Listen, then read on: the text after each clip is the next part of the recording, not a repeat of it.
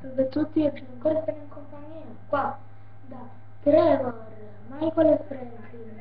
Questa puntata di GTA si tratterà dei trucchi, un trucco molto bello e molto facile da realizzare, ovvero il PCJ600, che sarebbe una moto.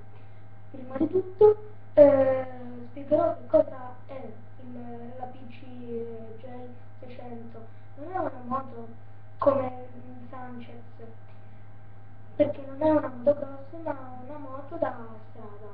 Questa moto si realizza con un trucco che si chiama General PCJ600 e i suoi trucchi e i suoi tasti sono questi: RB, destra, sinistra, destra, RT, sinistra, destra, X, destra, LT, LB, LB.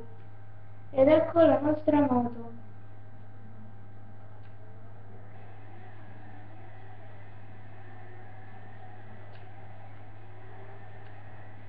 Questa è una moto, come vedete, non da corsa, ma da strada.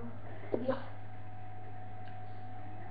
E quindi la potete utilizzare per andare in autostrada, molto bella. Non ci ho fatto uno scontro per 9 km circa, solo che una poi ha sbagliato curva e mi è venuto incontro, e quindi questa è molto bella. Quella della motocross io non la uso tanto perché mi piace, però io non la uso tanto, mi piace di più questa. E ognuno ha i suoi gusti. Allora, il video è finito, mettete un mi piace, un mi piace, o iscrivetevi al canale.